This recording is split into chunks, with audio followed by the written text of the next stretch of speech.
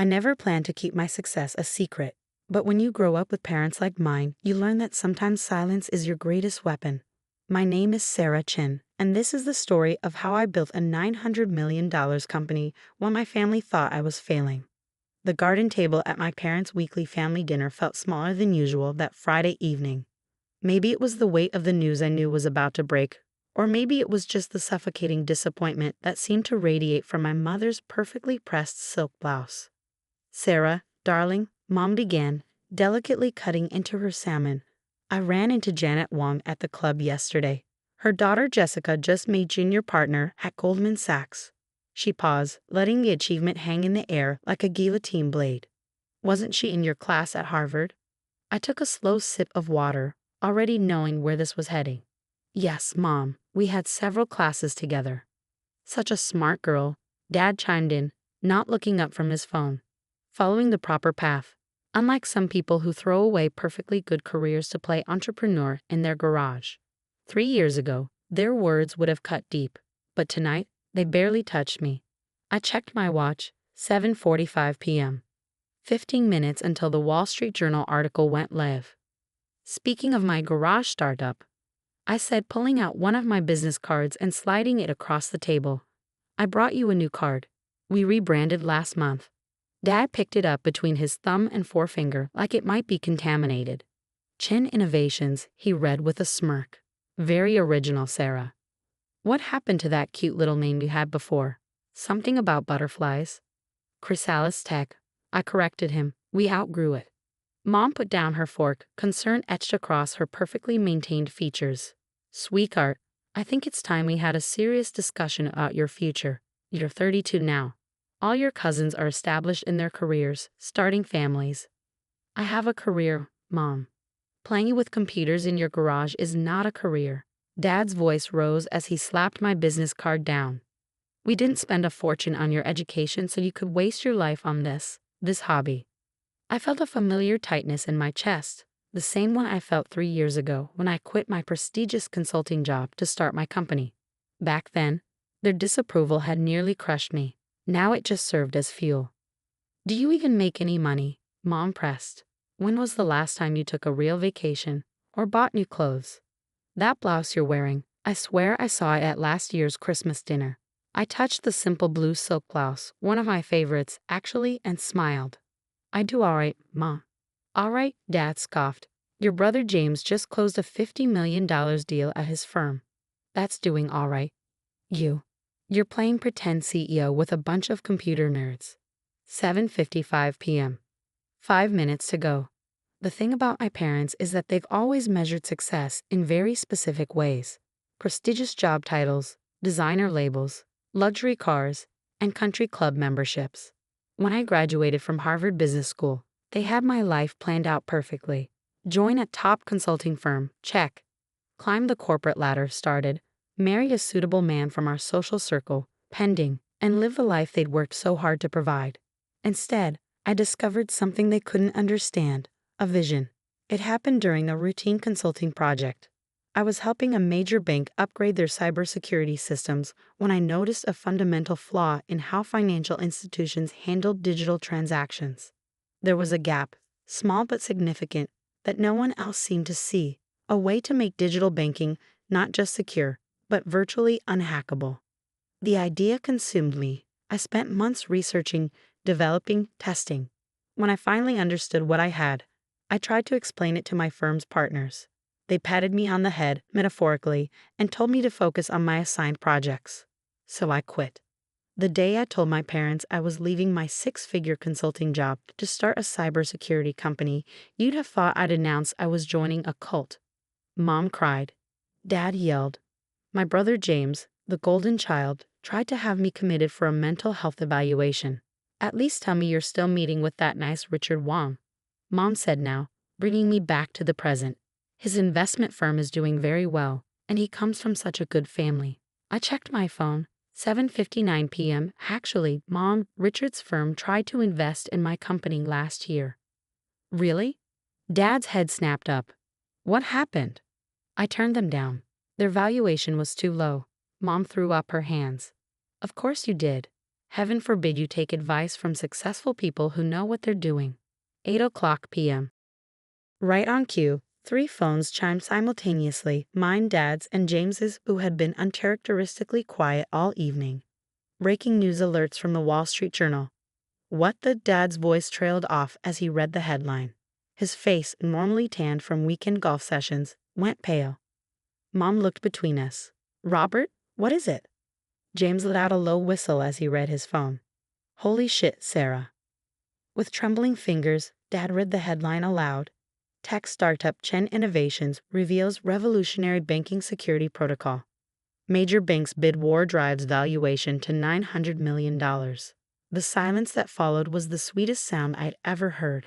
You see, while my parents thought I was failing, playing entrepreneur in my garage, I've been building something revolutionary. Those computer nerds they dismissed, world-class engineers and cryptographers who believed in my vision. That garage, a secure development facility with more computing power than most universities. And today, after 3 years of work, dozens of patents, and successful pilot programs with 3 major banks, we were finally going public with what we built. 900 million? Mom stammered, reaching for Dad's phone. There must be some mistake. No mistake, I said quietly, taking another sip of water. The valuation is actually low. We turned down a $1 billion offer from Goldman last week. They wanted too much control. Dad's hand shook as he poured himself more wine, spilling some on the pristine tablecloth. Mom didn't even notice, too busy scrolling through the article, her eyes growing wider with each paragraph. The article doesn't even tell the whole story. I continued, warming to my subject. Would you like to know how many banks are currently bidding for our technology? Or how many government agencies have requested meetings? Or maybe you'd be interested in knowing that Richard Wong's firm is now offering 20 times what they offered last year. James let out another whistle. Sis, why didn't you tell me? I could have helped with the legal side. The same way you helped by suggesting I needed psychiatric help when I started the company? He had the grace to look ashamed. Mom finally found her voice. But your clothes, your car, you live in that tiny apartment. I smiled, thinking about the real estate agent who was quietly finding me a new home. Did it ever occur to you that I might have different priorities than designer labels and luxury cars? That success isn't always visible on the surface. All this time, Dad muttered, still staring at his phone. All those dinners where you mocked my choices, belittled my dreams, treated me like a failure. I kept my voice calm, but I could feel years of frustration bubbling up. Yes, Dad, all this time. The garden fell silent again, broken only by the gentle splash of the fountain Mom had imported from Italy. In that moment, I saw my parents clearly, perhaps for the first time. They weren't the all-knowing arbiters of success I'd once thought them to be. They were just people trapped in their own narrow view of what achievement should look like. My phone buzzed again. Another news alert, another article about Chen Innovations. Soon the calls would start. Investors, journalists, potential clients. Our quiet phase was over, and everything was about to change. I stood up, smoothing down my old silk blouse. I should go. It's going to be a busy few days. Sarah, wait, Mom called out as I reached for my bag. We should celebrate. I'll call the club, arrange a party. Actually, I'm hosting a company celebration next week. Nothing fancy, just a dinner for my team. The brilliant computer nerds who helped build this company. You're welcome to come if you'd like to meet them. I walked to my car, my practical 3-year-old Toyota, leaving them at the table, still shell-shocked. As I drove away, I caught a glimpse of them in my rearview mirror. Dad still staring at his phone, Mom dabbing at her eyes with her napkin, James shaking his head in disbelief. Part 2. The Truth Behind Success. The next morning, my office was barely recognizable. Gone was the peaceful space where I built my company. In its place, a whirlwind of activity filled every corner. PR teams huddled around conference tables, investors waited in the lobby, and my phone hadn't stopped ringing since dawn. Sarah, Goldman's on line 3, my assistant Rachel called out as I navigated through the chaos. And your mother's called 6 times. I paused. Of course she had. Take messages for both. My garage startup occupied the top 3 floors of a renovated warehouse in the city's tech district. Not that my parents had ever visited to know this. The garage they imagined was actually 30,000 square feet of state-of-the-art research and development space. The computer nerds were a team of over 100 brilliant engineers, cryptographers, and security experts from around the world. Team meeting in 5, I announced, heading to our main conference room. As I walked, I caught my reflection in a window, still wearing yesterday's old silk blouse. Mom would be horrified. The thought made me smile. The conference room filled quickly. These faces, some tired from working through the night, others excited by our public revelation, were the real story behind Chen Innovations' success. People who believed in the vision when it was just sketches on a whiteboard. First, I began, looking around the room. Thank you all for your extraordinary work. The security protocols we've developed together will change how the world handles digital transactions. You should be proud. Dr. Patel, our lead cryptographer, raised his hand. What about the acquisition offers? Ah, the billion-dollar question. Literally. As of this morning, we've received offers from 6 major banks and 3 tech giants. I paused, letting that sink in. But we're not selling. The room erupted in cheers. They understood what I'd known from the beginning. Our technology was too important to be controlled by any single institution. My phone buzzed again. Another text from Mom. Darling, the club is free next Saturday for your celebration. I've already spoken to the event planner. I put the phone away. She still didn't get it. Later that afternoon, as I finally caught a moment alone in my office, my mind wandered back to how this all started. Not the moment I discovered the security flaw. That was just the spark. The real beginning was a conversation I had with my grandmother before she passed away. I was still at my consulting job, miserable but too afraid to leave.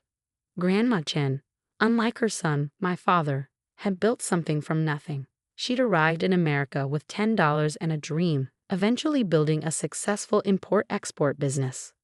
Sarah, she'd said, holding my hand in her hospital room. There are 2 kinds of people in this world. Those who build their dreams and those who live in the dreams others built for them. Your father, he chose the second path. But you, my girl, you have the builder's spark in your eyes.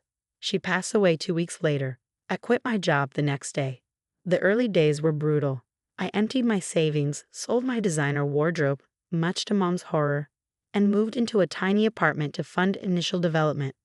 My first team members worked for equity because I couldn't afford salaries. We really did start in a garage, my landlord's, actually, which we rented for extra workspace.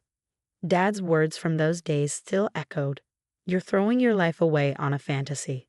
But we weren't. Every sleepless night, every failed test, every ramen dinner brought us closer to something revolutionary. Our security protocol didn't just patch the vulnerability I'd discovered, it completely reimagined how digital systems could protect themselves.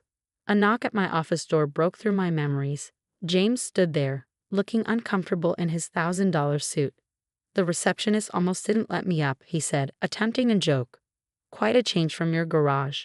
I gestured for him to sit. What brings you here, James? Mom's crying, Dad's drinking, and I? He trailed off, looking around my office. I owe you an apology. That mental health evaluation thing. I was wrong. Yes, you were. He fidgeted with his tie. Look, my firm would love to handle your legal work. With all these offers coming in. Stop. I held up my hand. That's not an apology. That's an attempt to profit from my success. His face reddened. Sarah, be reasonable. We're family. Funny, that didn't matter when you all thought I was failing. Another knock saved him from responding. Rachel poked her head in. Sorry to interrupt, but the team needs you. We're seeing some unusual patterns in the test deployment. I stood up. I have to go. Real work to do. Sarah, James called as I reached the door. How did you know? How did you know it would work when everyone said you were crazy? I thought about Grandma Chen, about those early days in the actual garage, about the moment our first prototype succeeded. I didn't know, I answered honestly. I just knew I had to try. That's the difference between builders and dreamers, to James. Builders don't need certainty. They just need courage. Leaving him in my office, I headed to the R&D floor where my team was gathered around a bank of monitors. This was my real family, the ones who believed, who built, who sacrificed. Dr. Patel waved me over. Look at this pattern in the neural network. It's evolving faster than our projections. As I lost myself in the technical discussion, my phone buzzed one last time. A text from Mom. "Darling, please. Let us make this right. We're having a small dinner party tomorrow. Just a few close friends who'd love to hear about your success." I turned off the phone. They still didn't understand. This wasn't about them anymore. It never really was. That evening, as the office finally quieted, I stood at the window looking out over the city. 3 years ago, I'd walked away from everything my parents valued: prestige, security, status. In their eyes, I'd chosen certain failure. But standing there, watching the sunset reflect off neighboring buildings, I realized something important. Success isn't just about proving others wrong. It's about proving yourself right. My practical Toyota still sat in the parking lot, now surrounded by news vans. The old silk blouse hung comfortably on my shoulders. Tomorrow, I face more investors, more journalists, more family drama. But tonight, in this moment, I was exactly where I needed to be. My phone lay silent on my desk, but I knew what was happening across town. Mom would be calling her friends, trying to spin this revelation into something that fit her worldview. Dad would be researching my company, finally reading the patents he'd dismissed as fantasy. James would be calculating how to benefit from his connection to me. Let them. Their actions said more about them than they ever did about me. Dr. Patel appeared at my door. "Sarah, the team's ordering dinner. That little Vietnamese place you love. Want to join?" I smiled, thinking about the celebration Mom was probably still planning at the country club. Absolutely. As we walked to the elevator surrounded by empty energy drink cans and whiteboards covered in complex algorithms, I felt a deep sense of peace.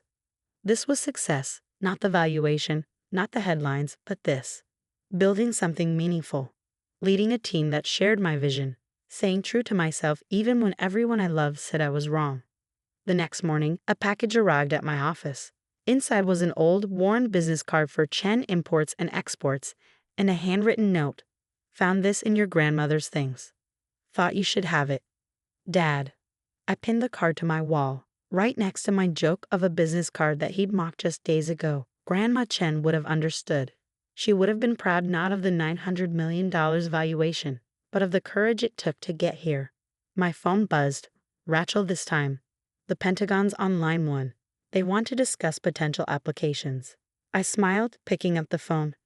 Time to build something even bigger. Because that's what builders do. We don't wait for permission. We don't need validation. We see possibilities where others see problems, and we have the courage to chase them. As for my parents, maybe someday they'll understand that success isn't always measured in designer labels and country club memberships. Maybe they'll learn that true achievement often comes quietly, wrapped in determination and late-night coffee runs rather than silk and status. But even if they don't, I know who I am. I'm Sarah Chin, and I build things that matter.